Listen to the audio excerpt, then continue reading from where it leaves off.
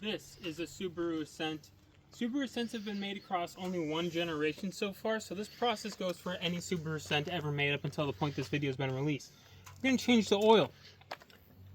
The oil is filled from right here.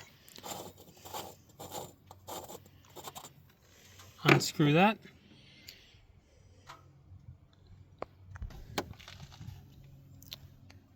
And your dipstick is right here. Now, we got the cap off. We can pull the dipstick out too, why not? And what we're going to do is we're going to drain the oil from underneath. This is going to use a 14 or a 17 millimeter socket.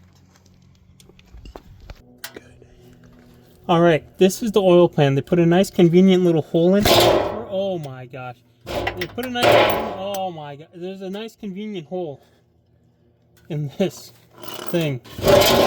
Splash guard. Alright. So it is the 17 millimeter. The oil's hot, so this might hurt a little bit. But I like the pain. I like the pain!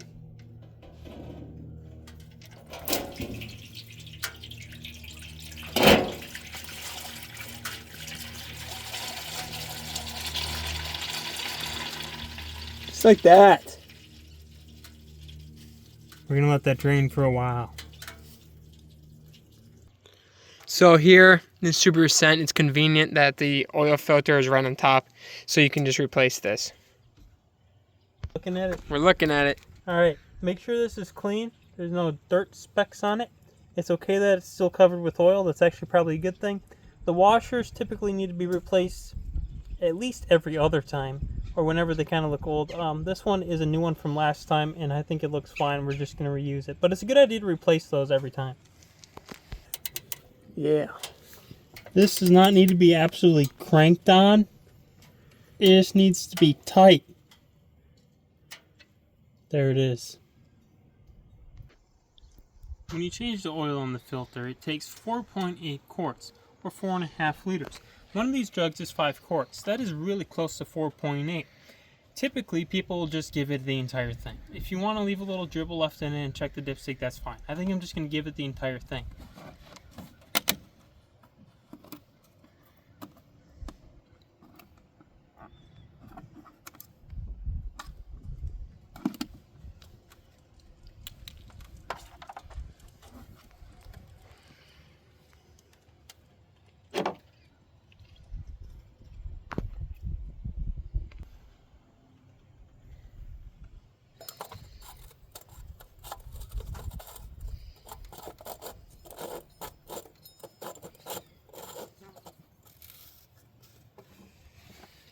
Dipstick.